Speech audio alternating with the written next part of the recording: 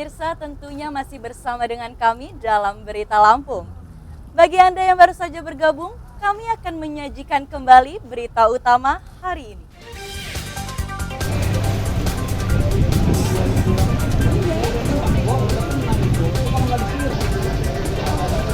Rumah 2 lantai di tengah permukiman padat di Bandar Lampung terbakar.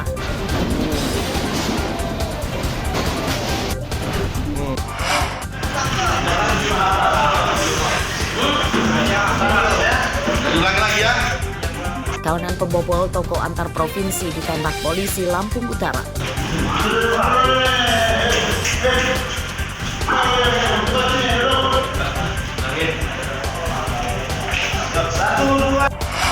Karena admin yang ada di pihak sebelah, sementara kita nggak bisa buka. Yang bisa buka adminnya ini orangnya nggak ada, lari apa nggak tahu. Pendaftaran pasangan bakal calon di Lampung Timur ditolak Komisi Pemilihan Umum.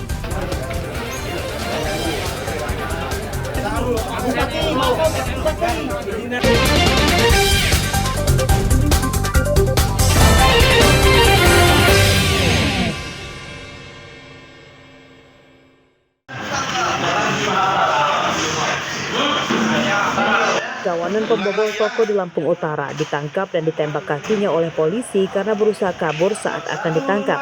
Tersangka Nur Rohim dan Hazoma, warga Kelurahan Kota Bumi Ilir, Lampung Utara, terpaksa mampir ke rumah sakit untuk diobati kakinya sebelum dibawa ke Mapolres Lampung Utara.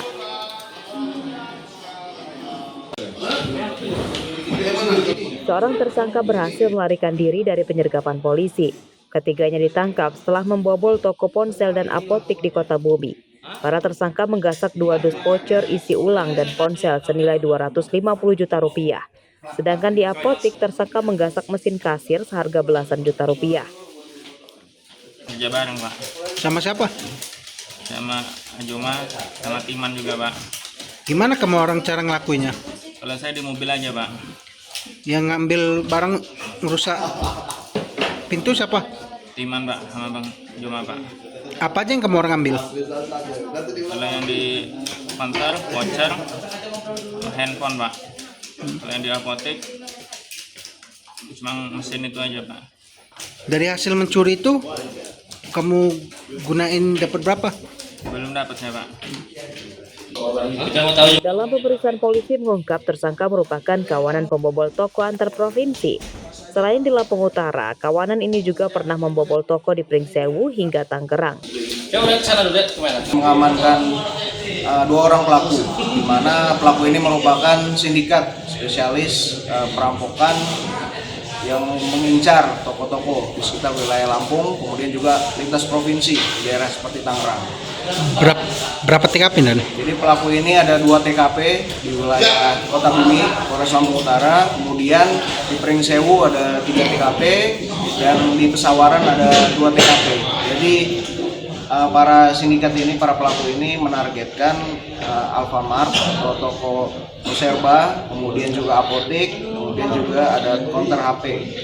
Total kerugian sendiri berapa, Bang? Yang di Polres Lampung Utara sendiri kita kalkulasi ada nominal 250 juta, kemungkinan lebih, kemudian di apotek ada sekitar 12 juta. Barang curian tersangka dari toko ponsel dan apotik belum sempat dijual dan kini disita polisi sebagai barang bukti. Penyidikan kasus ini masih akan dikembangkan polisi untuk mengejar tersangka yang buron. Ardi Yohaba melaporkan dari Lampung Utara.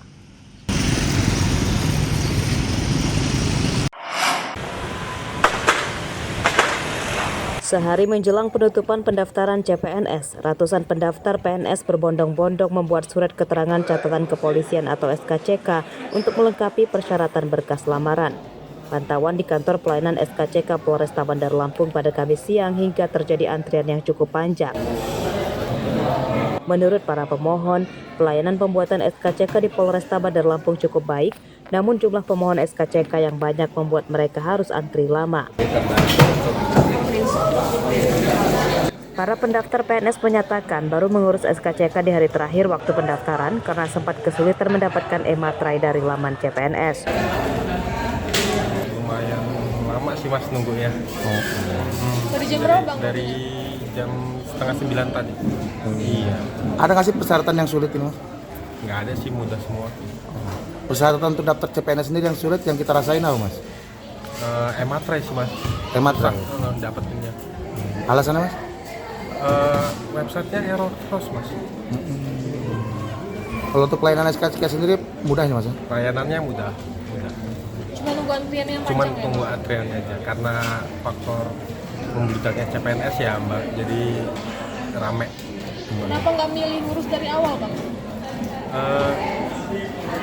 Mendadak sih mbak mau ngelamar ya, jadi mepet-mepet ngurusnya.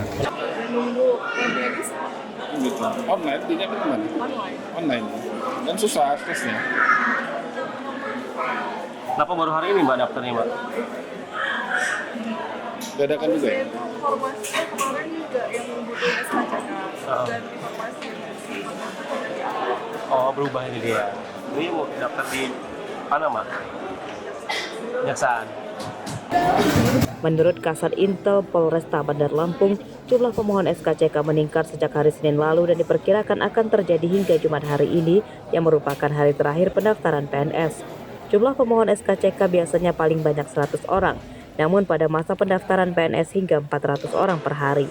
Fabila melaporkan dari Bandar Lampung.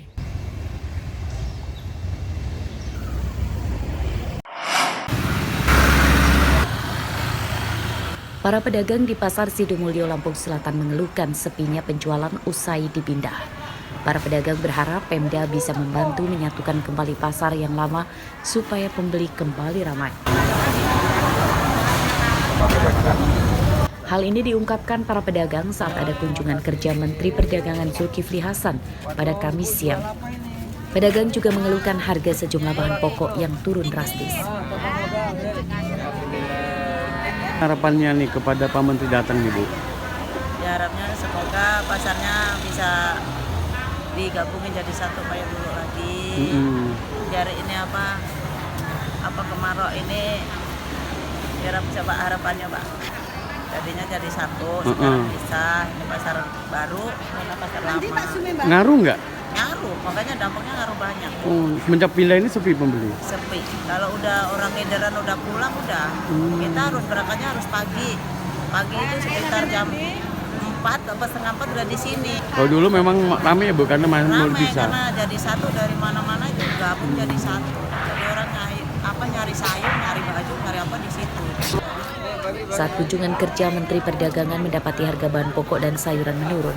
Harga cabai yang semula Rp40.000 kini turun jadi Rp25.000 per kilogram. Pemerintah berjanji segera mengatasi masalah ini supaya pedagang dan petani tidak rugi. Gak naik kan? Terlalu murah. Maaf dulu Bu. Saya tuh banyak dibully orang. Ini harga terlalu murah. Kasihan petani, saya dibully orang dan sekarang terbukti ya. Karena kalau terlalu murah, cabai sekarang Rp25.000, bawang Rp25.000. Kalau cabai Rp25.000, bawang Rp25.000, petaninya bangkrut. Kasihan. Oh ya, tapi kalau saya ngomong begini banyak marah-marah sama saya. Tapi ini memang kenyataan. Makanya pemerintah mengatur agar harganya itu tidak terlalu tinggi, tidak terlalu murah.